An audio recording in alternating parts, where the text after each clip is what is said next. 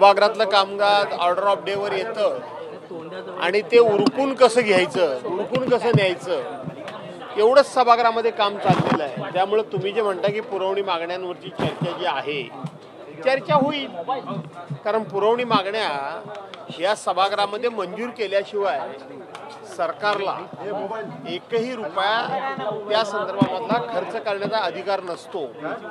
तो खर्च अगोदर ते करून घेतात आणि नंतर सभागृहासमोर मान्य करता येतात। त्यामुळे तो फार्स फक्त असतो, बाकी काही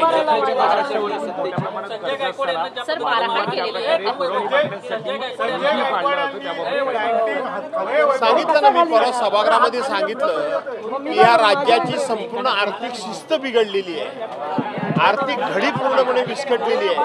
राज्य रोज कर्जाच्या बोजाखाली दसतंय, परंतु सरकार मात्र मस्तीत आहे। कायद्याचं सुद्धा राज्य आहे असं म्हटलं जातं, सरकारकडनं सांगितलं जातं, पण कायदा सुव्यवस्था सुद्धा बिघडली। एका आमदाराकडनं एका कर्मचाऱ्याला मारहाण होते, कॅन्टीन मधल्या एका सर्वसामान्य कर्मचाऱ्याला मारहाण होते। असं आहे, गेले 2.5-3 वर्षामध्ये ज्या पद्धतीनं सत्ताधारी पक्षातल्या लोकांची वक्तव्य, सत्ताधारी पक्षाच्या लोकांचं वागणं, सत्ताधारी पक्षाचे लोक मग ते मंत्री असतील किंवा अन्य त्यांचे आमदार खासदार काही मंडळी असेल, ती ज्या पद्धतीनं वागतायत बोलतायत याचं साधारणपणे समर्थन करायचं नाही, परंतु असं बोलायला नको होतं, असं बोलणं बरोबर नाही, असं फक्त वरवर बोलायचं आणि तो विषय हातावेगळा करायचा। त्यातूनच ही मस्ती वाढत गेलेली आहे। परवांच्या दिवशी आपण बघितलं शेतकऱ्यांबद्दल एका पक्षाचे सत्ताधारी पक्षाचे आमदार काय बोलले ते तुम्ही ऐकलं, मंत्री काय बोलले ते तुम्ही ऐकलं, आणि म्हणून त्याचाच हा सगळा परिपाक आहे की शेवटी लोकशाहीमध्ये जेवढे सत्ताधारी असतात त्याच्या तुलनेतून विरोधी पक्षाला सुद्धा जनतेनं स्थान द्यायला पाहिजे। परंतु आता जवळजवळ 240च्या आसपास, 230-240च्या आसपास सत्ताधारी पक्षाचे आमदार असल्यामुळे आमचं कोण काय करणार आहे, कोण आमचं काय वाकडं करू शकतो, या एका मस्तीमधून, घमेंडीमधून आणि या डोक्यामध्ये शिरलेल्या सत्तेच्या हवेतून असे प्रकार घडत असतात।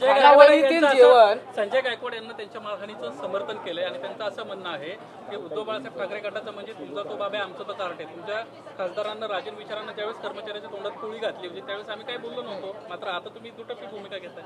असं आहे, ते काय बोलले यापेक्षा तुम्ही काय बोललेत याला मी उत्तर दिलेलं आहे। याच्यापेक्षा मी त्यांना फार काही मी तुम्हाला अजून वय तुमचं एखाद्या विषयाचं व्यक्तिगत किती विचारायचं त्याला काही मर्यादा आहे विचार।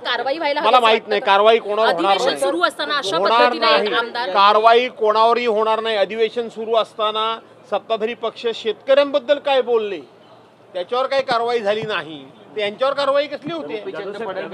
सरकार डोळे झाक करेल असं म्हणायचंय का तुम्हाला? अगदी खालच्या पाचीमध्ये टीका केलेली आहे की नवरा ब्राह्मण आहे, सासू ख्रिश्चन आहे, पत्नी वेगळ्या जातीची आहे, मराठा आहेत, कॉकटेल कुटुंब म्हटलंय। असं आहे की भारतीय जनता पार्टीच्या लोकांकडून आदरणीय पवार साहेबांच्या बद्दल 50 वर्ष वेगवेगळे लोक वेगवेगळ्या प्रकारची टीका करत असतात आणि मला असं वाटतं की प्रत्येक वेळी भारतीय जनता पार्टीकडून 4-2 माणसांना नवीन पुढं केलं जातं। गेले 3-4 वर्षातली बघाल तर 4-6 महिने पक्षातले काही ठराविक लोक टीका करतात, ते 4-7 महिने कुठेतरी बॅकफुटवर जातात, ते गायब होतात, पुन्हा 4-6 महिन्याने आणखीन 2 माणसं नवीन काढायची, त्यांनी वेगवेगळ्या लोकांच्यावर टीका करायची, पुन्हा ते मागे जातात, त्याच्यानंतर नवीन माणसं काढली जातात ज्यांची मी आता नावं घेत नाही। आणि म्हणून एक प्रकारे पक्षाकडून अशा लोकांनाच प्रोत्साहन देऊन त्यांनाच हे बोलायला लावलं जातं की काय, असा संशय यायला पुरेपूर जागा आहे। पवार साहेबांच्यावर सातत्यानं तुम्ही टीका करणार आणि तुम्ही म्हणता त्या पद्धतीनं इतक्या खालच्या लेवलला घरगुती घरगुती काही नात्यागोत्यांबद्दल टीका करणार आणि सुसंस्कृत, सभ्य आणि सज्जन असलेला पक्ष हा त्यांना तंबी देत नाही आणि त्यांचे ते सदस्य आहेत आणि म्हणून याच्या पाठीमागे पक्षाचीच भूमिका असावी असं वाटतं।